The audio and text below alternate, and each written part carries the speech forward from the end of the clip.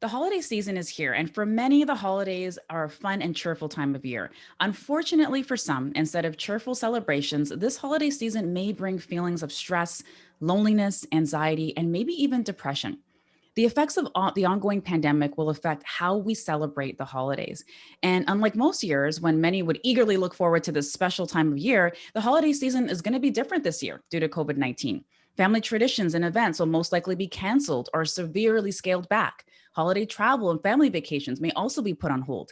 Some families may be financially impacted due to the economic fallout of the pandemic. Some may have lost family members due to COVID 19. And this may be the first holiday season without loved ones. Undoubtedly, this will be a difficult time for many of us, and especially our children. And that's why I've invited two very special guests to the Mind Your Body show today. Dr. Carlin Barnes and Dr. Marquetta Wills, two Harvard trained psychiatrists and co founders of Healthy Minds MDs LLC, a wellness enterprise whose sole mission is to improve the emotional and mental well being of all Americans, can provide expert advice for those who will be alone for the holidays, for children who will experience a much different celebration, and for families dealing with the sadness of being away from loved ones this year. They've been featured in Good Housekeeping magazine, guest on CBS News Radio, CBS Morning News, as well as several local and regional radio and television programs. They recently co-authored the groundbreaking book, Understanding Mental Illness, a comprehensive guide to mental health disorders for family and friends, which explains mental illness in an easy to understand conversational way for the masses. Welcome to the Mind Your Body show, Dr. Barnes and Dr. Wills. I'm so happy to have you here today. We're so happy to be here. Thank you. Oh, you're welcome. So, ladies, tell us a little bit about your background and what you're up to in the world. So I'll start. Is that okay with you, Dr. Wills? Absolutely. Okay, so Dr. Wills and I met about 6 or 7 years ago now. We worked together for the same company. Dr. Wills actually was very instrumental in my onboarding. She helped me to kind of transition into not only a new company, but a new industry for me. So I'll always be grateful to her for that. And, we would share lots of conversations. We knew we had lots of shared interests and passions, and most importantly, being mental health. And we wanted to, we both have practice in clinical practice and managed care. And we just wanted to share our knowledge. We're often both invited to speak at churches and our civic organizations, but we wanted to really reach a larger audience because mental health is very much stigmatized. And we knew that we wanted to share our information and to keep conversations and start conversations about how important it is for us all to take care of our mental health. So we decided to write a book. And so we've been on this journey now for about 5 or 6 years. Our book, Understanding Mental Illness, was just published by Skyhorse Publishing, released last year. And so we've really done a lot to engage people around taking care of their mental health. Awesome. Dr. Wills?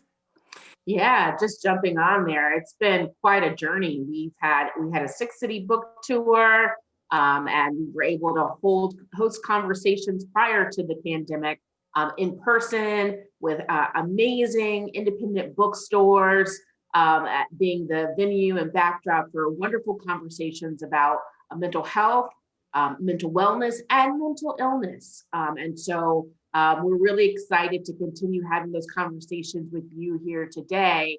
And certainly since the pandemic, it has been a topic that has been front and center for many folks talking about mental health, mental wellness, and all of us staying sane during these really challenging periods. Mm-hmm, absolutely. So I went to your website, and first of all, when I landed on your website, I immediately had a smile on my face because that picture of you two on the website just made me feel so welcome. You had these smiles on your faces, and I was like, okay, I want to read more about what these ladies are up to. And so I watched your book trailer, and in your book trailer, you mentioned that when it comes to mental illness, we need to empower people with information rather than disinformation. So what is some of that disinformation that you guys are seeing? Do you mind if go ahead, Carly. Okay, so some of the disinformation is that people who have mental illnesses can't live productive lives. That is totally untrue because there are lots of effective treatments and lots of resources. Another piece of disinformation that we often hear is that I can't access mental health treatment.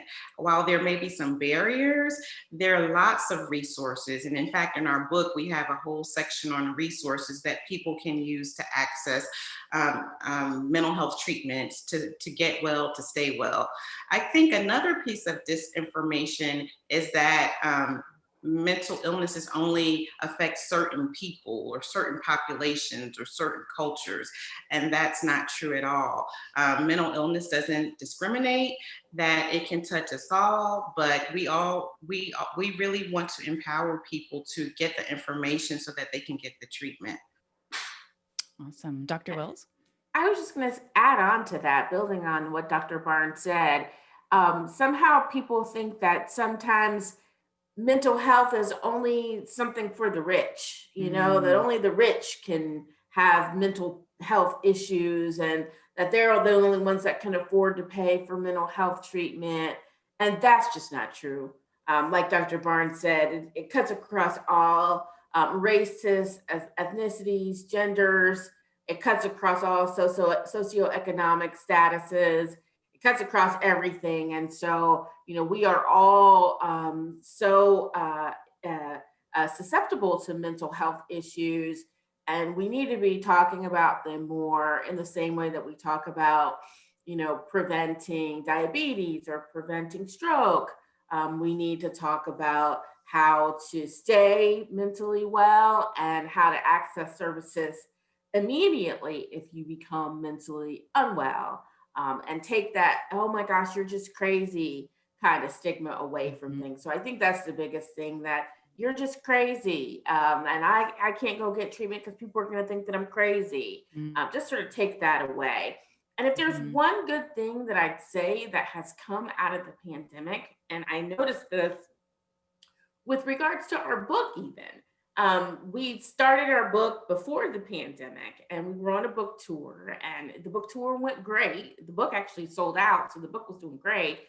But there were still people that just didn't want to talk about mental health or mental illness. They just didn't even know how to think about bringing us on shows. But once the pandemic hit and all of us started having our mental health impacted in very real ways, probably about 30% of all Americans stated that the pandemic has impacted their stress level. And so when we were all dealing with stress at this, 70% of all Americans said that the pandemic has impacted their stress level significantly.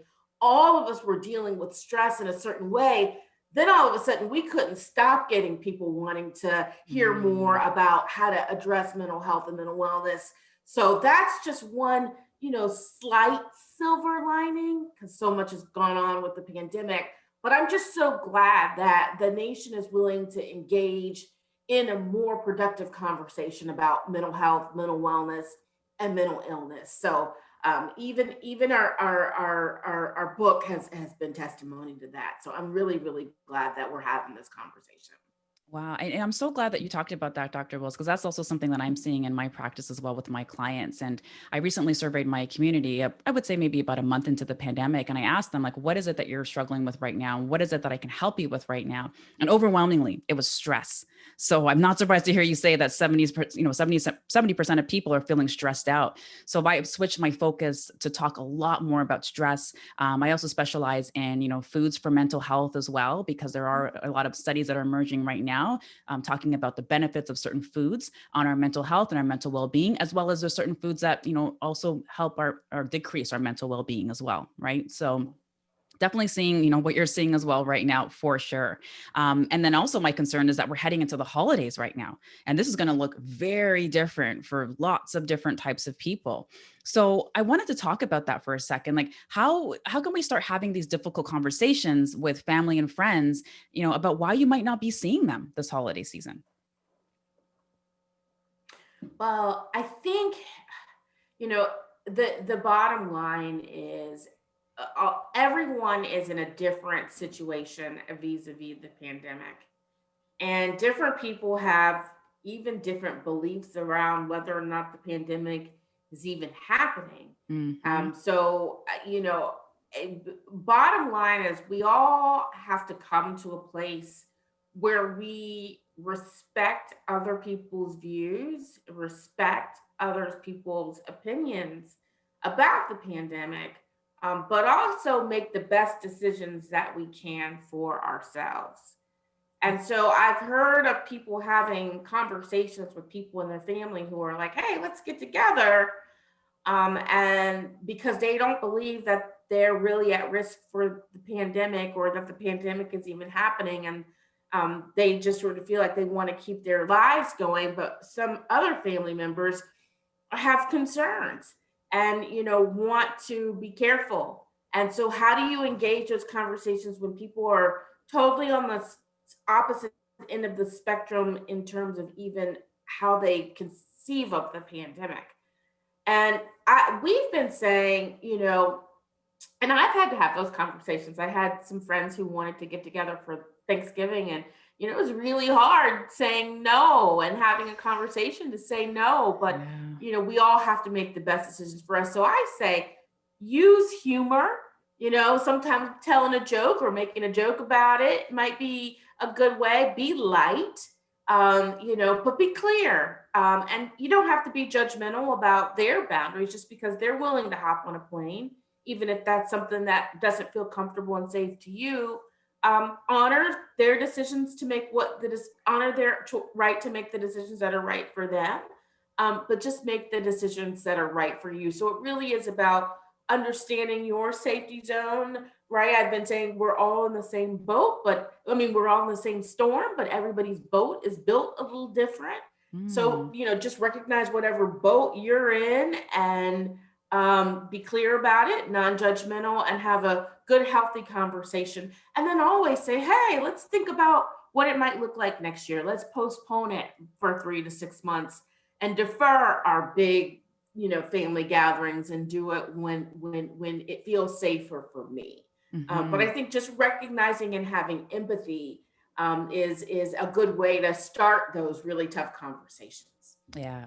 Yeah. I love so much of what you said there, Dr. Wills. Like, we're all in the same storm, but everybody's boat is built a little bit different. I love that. That is so good. So good. Yes. Anything to add, Dr. Barnes? Yes. So I think that this whole concept of the holidays and the pandemic, because I'm a child psychiatrist, and it really reminds me of the conversations that I had with families as they were thinking about sending their kids back to school, right? Because a lot of tough decisions and conversations had to be had. And again, to Dr. Wills's point, there's no kind of one, this is the conversation that you need to have about the holidays, because everybody's situation is unique and different. And so you really have to weigh everything that's going on in your life and then have that conversation with your loved ones, your family and friends. And one thing, when we were kind of researching about this for getting ready, to talk about this with different people and so forth, I went to the CDC's website, and there's a wealth of information about planning for the holidays and if you're going to be the host or if you're the invited guest, things you should think about and consider. And so if you want to have the conversation but you don't really know how to start, I encourage you to check out the CDC's website, because it'll help guide the information and the decision making that you use. And then to, just like Dr. Will said, be clear, be polite, use humor, but really just keep it focused on safety for yourself, for your household, safety for the other household, because it's really not about a personal, insult or rejection. Is really about safety, which is where we all want to be heading into 2021. So true. And Dr. Barnes, you touched on something there. You talked about kids and you talked about being a child psychiatrist. And, let's talk about this. Like, how do we communicate with our kids that the holidays are going to look different this year and why that is? Right. So that's a really good question, Trudy. And the things that I'm telling my families and my parents is, first of all, ask your child, what do they know? Because a lot of children have, again, disinformation, but a lot of them are really thoughtful and have learned a lot about the pandemic. And so you kind of want to meet them where they are. You want to talk to your kids when you're not multitasking, so not doing a million and one things, but to just really have a candid, heartfelt conversation where you can be present now. You really want to talk to the child and meet them where they are at their developmental age and stage. So the conversation that you have about why mom and dad may not be able to put up all the decorations or buy everything on your Christmas list is different for a 5-year-old versus a 12-year-old versus a college student that's coming home, and things may be different. And so you really want to take into account where your child is developmentally. You want to meet the child where they are. And you also want to just be honest, and to point out how the pandemic has changed other things about their lives. So they may not be able to meet with as many friends or to participate in as many extracurricular activities, or they may be virtual learning. And so the holidays are just another example of how we're living differently, but to keep it on this year, because hopefully by the time the holidays start rolling around next year, we'll be in a different place. And so you want to reassure and give them hope while still being honest about how this feels and looks differently this year. So good. Dr. Wells, did you have anything to add there to that? No, I think Dr. Barnes summed it up really nicely. Perfect. So I have a few clients who are single ladies, and heading into the holidays, they're feeling a little bit anxious right now because the pandemic has already affected them in the sense that they can't be as social as they would like. They can't date the same way that they would like. And now they can't even spend time with their families potentially over the holidays. So if you can't be with family and spend time with, friends over the holidays, and you have to potentially, spend the holidays alone, how do you deal with feelings of isolation and loneliness and rejection? Yeah, now that's a really big one. I'm so glad you brought that up, Trudy. Dr. Barnes and I, we've been thinking about this a lot and having good conversations about it. And as people who are single head into the holidays, one of the things that we really encourage them to do is to start off and have a plan. Remember that the holiday season is a season, but the holiday day really just is one day or 2 days, Thanksgiving, Christmas, New Year's Eve. And so take those 3 days and figure out how you want to spoil yourself and what you want to do to have a fun on those days, and encourage yourself and challenge yourself to really just come up with a 3 days of self-indulgence, right? And so whatever that looks like for you, whether that means taking a bubble bath and spending the holidays on yourself, or watching some good movies, reading some great books, going for a walk by yourself in nature, making gratitude lists, but take charge of the day and take charge of your feelings. Honor the fact that you may be feeling alone, that you may be feeling lonely. Plan a drive-by party with some of your other single girlfriends. Plan a drive-by potluck. And always, of course, plan family calls and Zooms on that day. So just start planning now what you want that day to look like. Have a SOS list, right, of your other single friends who may be alone, and make sure that you guys are connected and can talk and chat. But take charge of that day. Be proactive, and really challenge yourself to make use of the downtime that we have during the pandemic. I do know that social isolation and loneliness is real. It's so real, in fact, that people who are socially isolated and lonely tend to have higher health issues than those who do not. Social connectedness is important. So it's a very valid, serious question. And that's why we encourage people to take a very serious, deliberate approach for how they'll manage it.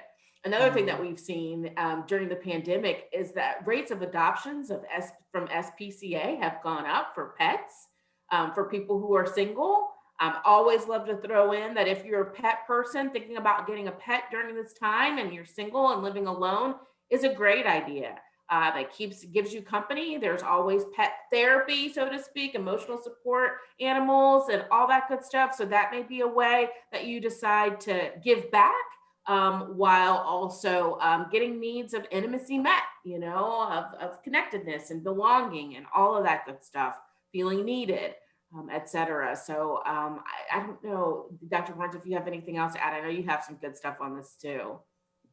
You made a lot of excellent points, Dr. Wills. And the only thing that I would add is, so is we're all struggling with this, right? Because being away from others, is not the human way. We want to be around people. We want to be connected.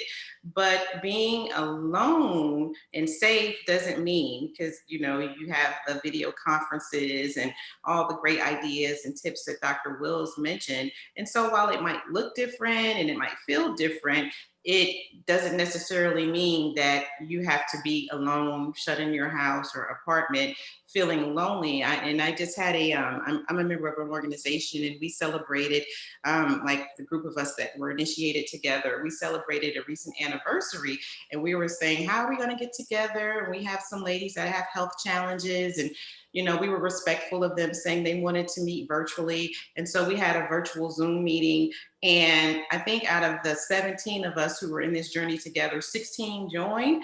But I promise you, if we had planned something at a restaurant, someone would have said, I can't make it because I got to drop my kids off. And so there are a few like pluses to this, and you can hop on a Zoom call wherever you are, and it makes you your availability be a little bit more, even though you can't meet the way you want to. So just to think differently about it, because it is really hard. And the single people, I think, going into the holidays, we've done different things, to make it, to kind of own it, like Friendsgiving instead of Thanksgiving and all this. But, holidays are typically harder times for singles. And so we really are very glad that you asked that question and we're talking about this. But I think the main thing that Dr. Will said is to get a plan, and plan now and be deliberate about how you're going to take on that day, and to, be able to enjoy yourself despite all of the challenges that we're all going through. Oh, such great tips there. Now, what about the elderly? I know it's similar to the question that I just previously asked about, people who are feeling lonely and isolated. But I think one particularly vulnerable group of people in this pandemic are the elderly. So, do you guys have any tips on how we can support the elderly, especially heading into the holidays, where we might not be able to see like our parents, or who might be living alone, and that sort of thing? Definitely, definitely. The elderly is such an important population. We know that they're even more susceptible to the disease, to COVID. So I've got to be a lot more vigilant about their interactions with others. Some of the same tips apply, but I think more onus on others to really be thinking about how to connect with elderly in special, unique, and creative ways during the holiday season. And so making sure that they, get some drive-by parties, or, get some signage in their yard about the holiday, that they have decorations, that you can do different things from the family sitting on the driveway and letting them sit on the porch if weather permitting. I'm in Florida, so that is permitted right now. But keeping that physical distance, but letting them come out of their homes and be able to see people. Again, pets are an option there. Calling, video chatting, prayer lines, making sure that they're getting good meals, special meals during that day. But we're just asking everyone to think about all the elderly in their family and making sure that they're doing special things for them.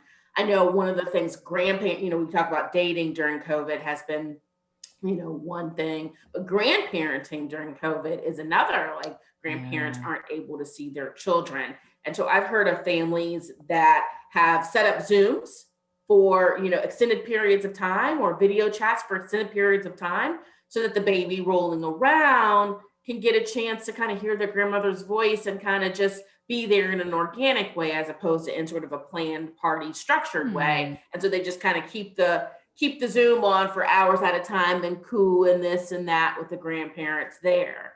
And Ah. you got to be creative right now. I mean, we're in a whole new territory and a whole new world. And so we as humans are charged to innovate and think about ways to get our needs of social and met, because we have those needs, as Dr. Barnes said, and as you said too, Trudy, but in a way that's safe and that everyone feels comfortable in doing so. Oh, thank you so much for that. Dr. Barnes, anything to add? Nothing to add, but what I will say is that just in general, to empower the elderly in our lives to stay abreast of the facts about the pandemic and to do whatever they can do to get their immune systems or to just be sure that they're healthy and well. So it's a great time to check in around what vitamins are you taking? Are you getting out for fresh air?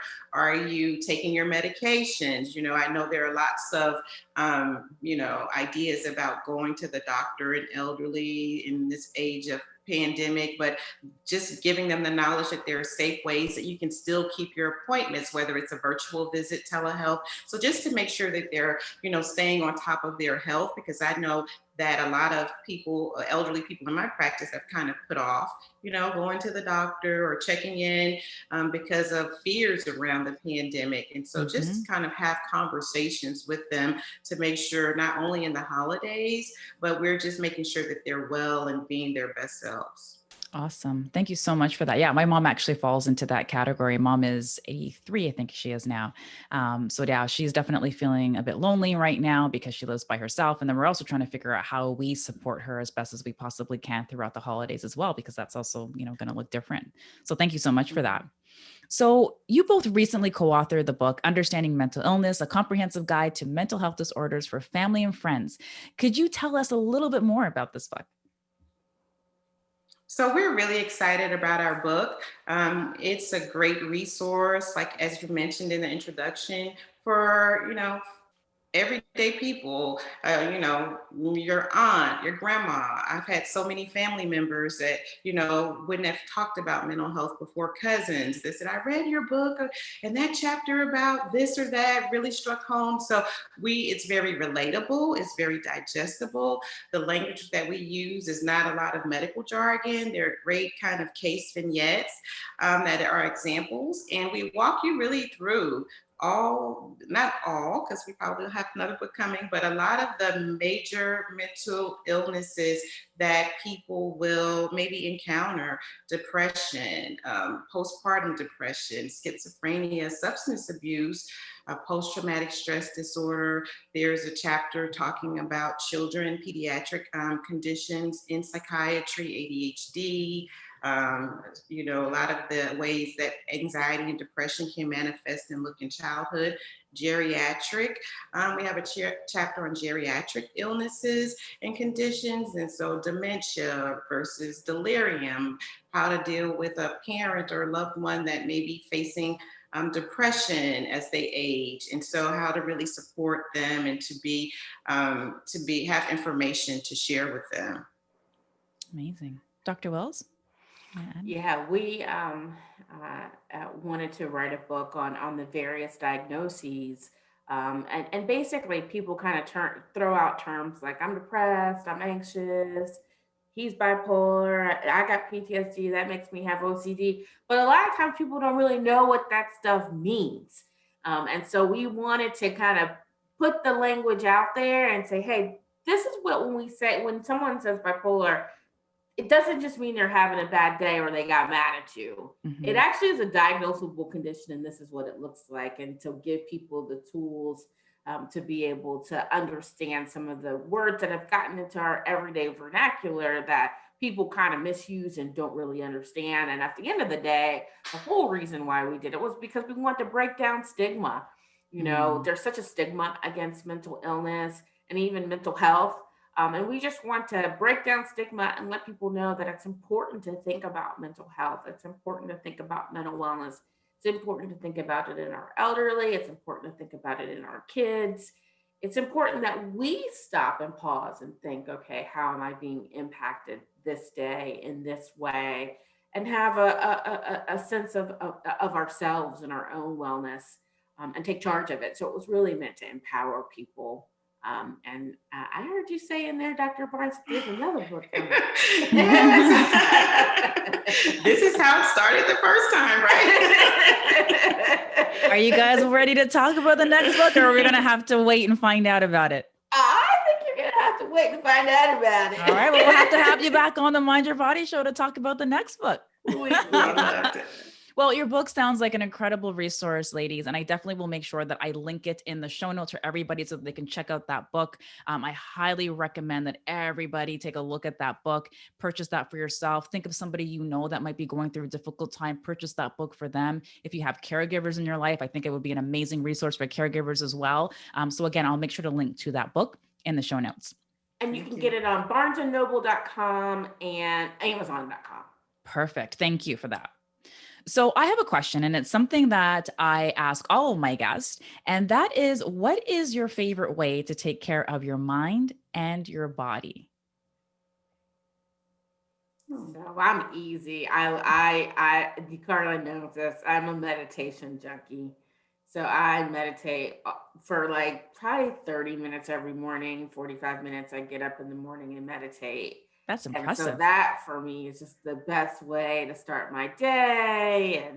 And then I get my workouts in. And so I live with my dad, my dad lives with me, I guess I should say. And so I'm in Florida. Like I said, we have a pool. So for my body, we like to do and make sure he gets his exercise. We do aqua aerobics. Oh, I love that. Aerobics twice a week, and then I meditate every day. So I'm constantly trying to do self-care and make sure that I'm staying as together as I possibly can to go out and do in this world what I was meant to do. So that's what I try to do. That's fantastic. I love that. Yeah, I'm a huge fan of meditation myself. I just find that it's just a great way to just go within, just to kind of quiet your mind. And I also find that when I meditate, it usually reveals things to me that I need in that moment that I might not otherwise know because I'm just so busy doing so many different things. So yeah, there is so, and I've talked about meditation extensively on the podcast before, but there are so many different benefits to meditation. So especially if you're feeling stressed or anxious, I definitely recommend that, people try that. Even if you're getting started, just try a guided meditation. Go on YouTube and search guided meditations, and you can just get started for 5 minutes, just starting to really heal your body that way. Dr. Barnes, what's your favorite way to take care of your mind and your body? So I'd say my answer is twofold. I live near a hike and bike trail. So my walks are just instrumental. Like I started out doing it trying to lose weight, but now I just do it to just let my mind go and to just be in nature and, be in a community of walkers. And so really feel connected to nature and others. And then the other thing is I love music and to dance. So I put on the Cupid Shuffle, the wobble, and when I'm done with my walk, I dance. Awesome. I'm going to listen to the wobble after this. Right.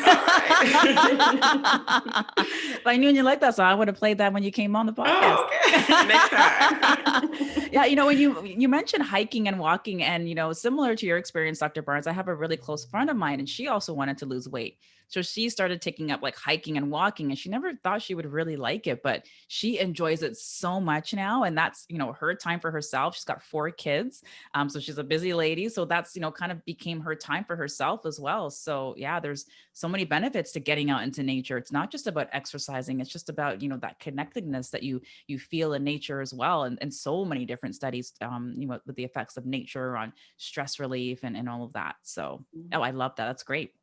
So if someone is interested in learning more about you both and the work that you do, where can people find you? So we are at www.healthymindmds.com,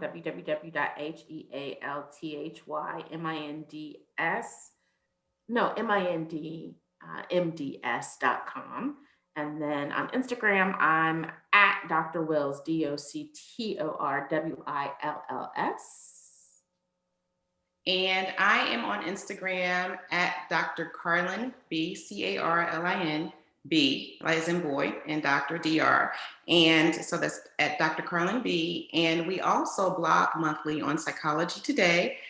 And I have a private practice in Houston, Texas, and my private practice has a website, drcarlindbarnes.org.